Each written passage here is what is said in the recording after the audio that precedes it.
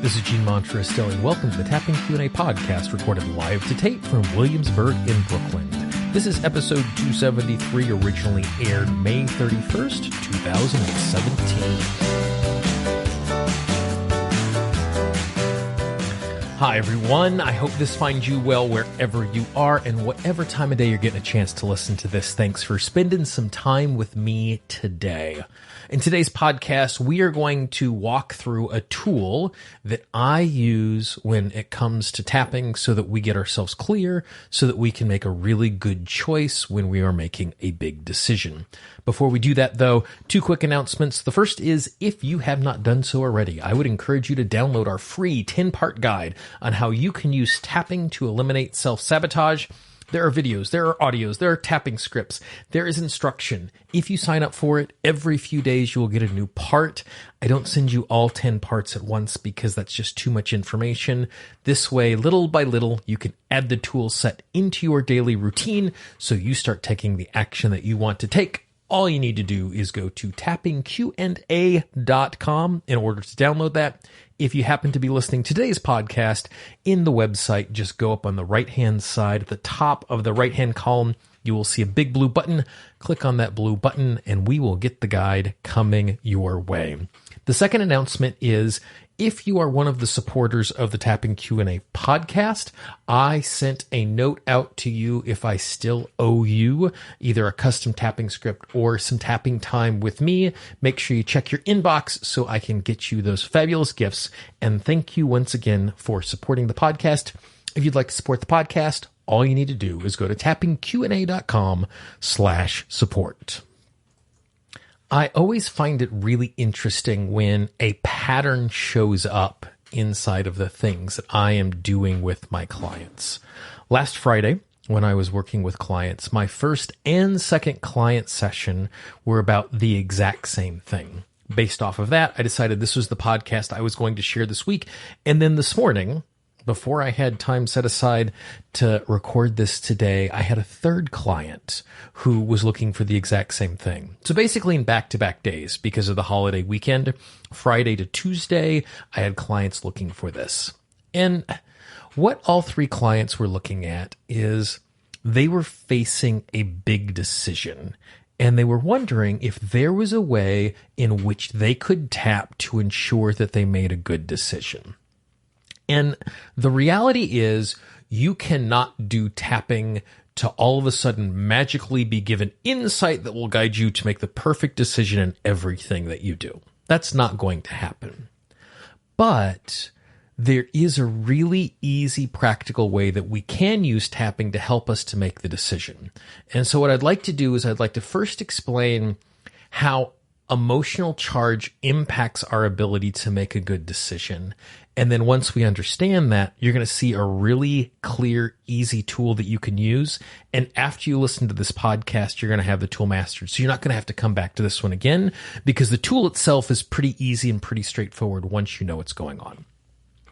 So if you were looking at the website and you saw the artwork for the website for today, like for each of the podcast episodes, I do a custom little piece of artwork, not what you're seeing in the player, but on the website.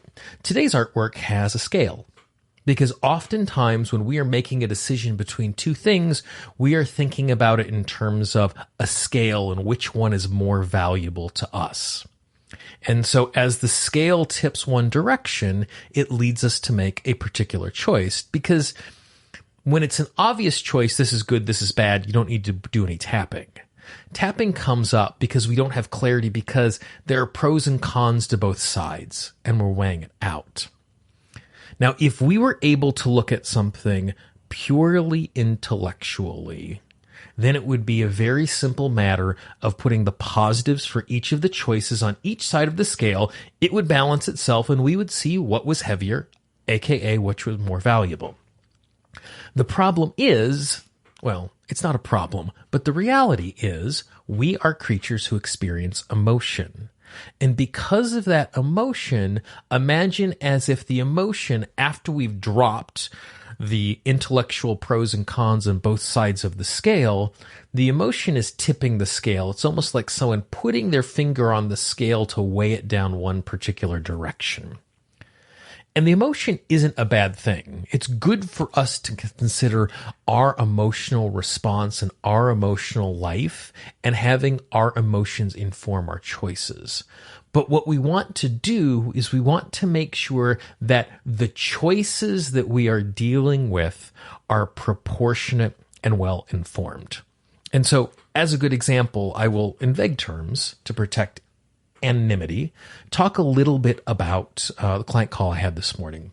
So my client this morning, let's call him John. John was in a circumstance where he was trying to decide whether or not he needed to continue doing something.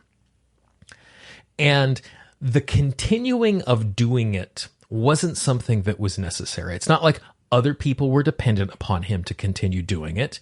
It wasn't like he was going to get something specific for doing it. He had completed 75% of a program, and the part that was left was just part of the program. And the reason why John could not let it go was John is not a quitter. Like there's this part of him that felt, I am failing if I am quitting. And that's certainly a very modern American point of view. It might persist in other places in the world, but our sense of American exceptionalism is we stick around and we fight till the bitter end.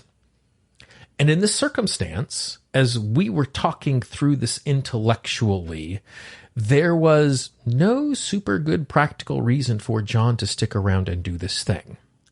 But the emotions of, I am going to be a quitter, was putting a bunch of weight on the side of the scale saying, I have to complete this to the end. So as the pros and cons were being weighed out, it was a circumstance in which it wasn't being done clearly and the emotion was having too much impact. So we tapped on this idea of this cultural set of quitter, and because of the short amount of time we had on the phone this morning, we made some progress, and John had the ability to keep tapping on it. Now, if you are in this situation, this is a way, when you don't have access to someone like me, that you can tap on this. So what we would do, and again, we'll just use this scenario of choosing to continue or not with something. So you are going to make 4 lists. So what I would do is I would make 2 lists for staying, pros and cons, and 2 lists for leaving, pros and cons. So we have all the good things that come from staying as list 1, all of the bad things that come from staying as list 2, all of the good things from leaving as list 3, all of the bad things that come from staying list 4. So it's not pros and cons about what I should do, but taking each choice and giving them pros and cons. Make the list as detailed as possible. Think of everything that could possibly go right and everything that could possibly go wrong. Now that you have these 4 lists, what I want you to imagine is and when I do this in my mind, I actually imagine 4 lawyers stepping up in front of me, giving me an impassioned plea why it's a good thing to do. And again, the lawyers are only advocating for one list. So the first lawyer is advocating for why it is a really good idea to leave. Lawyer 2 is advocating why it's a really bad idea to leave. Lawyer number 3 is advocating why it's a really good idea to stay. Lawyer number 4 is advocating for why it's a really bad idea to stay. And basically what I do as I tap is I play act in my mind each one of those lawyers saying it, and I'm just saying those phrases out loud. And I'm doing it as passionately as a good lawyer, as you would imagine a good lawyer at the end of a television show would make their argument. We know that that's not actually how arguments go in court, but think about it in those super dramatic, I'm a lawyer-y type of terms. And so as you do that, what you're going to do is, like in this case, if I leave, I am going to be considered a quitter. What happens is we now get the opportunity to tap on that emotional charge and bring it back to a place where it is proportionate and well-informed. Again, we know in tapping, the goal is not to be emotionless. It's to have well-informed, proportionate emotions. And in this case, what we're doing is we're taking the emotions about the choices to make them well-informed and proportional so that they're only putting as much pressure on the scale as appropriate for what they actually mean. And so in doing that, we're taking some of the negative charge or some of the fear, because sometimes the negative emotion might be in being successful. If I do this, then more responsibility is going to come my way. If I do this, I'm successful at this, people will keep wanting to see me be successful all of the time. And so it's not that just the con sides are going to have things that we tap on, but pros and cons for both sides or both choices. If you're in a situation where you had 3 choices, then you would end up in 6 lists. You'd basically have choice 1, choice 2, choice 3, pro and con choice 1, pro and con choice 2, pro and con choice 3. And so what this is going to do is it is going to make it easier for you to make a better intellectual choice. Again, no magical insight's going to show up in this, but oftentimes the clarity as it shows up is going to make choices easier. Now, after doing this, if you are still stuck, I have 2 bonus ways that you can consider trying to figure out what to do next. The first way is, let's pretend that you have to make a decision on Saturday, and today is Wednesday. All day Wednesday, I'm going to pretend that I have made choice 1. It's not that I'm going to tell anyone, but internally I'm going to make that decision so emotionally I see what that feels like. And all day Thursday, I'm going to imagine I made choice 2. So I can see what those 2 things feel like in my body and to see what it's like to live with them. And oftentimes in doing that, you're going to surface more emotions that you can tap on. The second way, and this is just for information, I wouldn't make my decision off of this, but when I'm facing a decision like this, and there's 2 choices, I flip a coin. Now, I don't do what the coin says, but instead I say, heads, I'm going to stay, tails, I'm going to go, and I flip it into the air, and I pay attention to what I am wishing will happen next. So if I flip it in the air, I go, ooh, I hope it's heads, then I know emotionally there's a part of me that really wants to do that. Again, I'm not going to make my decision solely off of this, but sometimes it's an interesting way to uncover the emotions that are there. And again, it might provide something that's really easy for us to tap to. So if you take those 3 little techniques, it is going to make it much easier for you to be emotionally clear to make a good choice.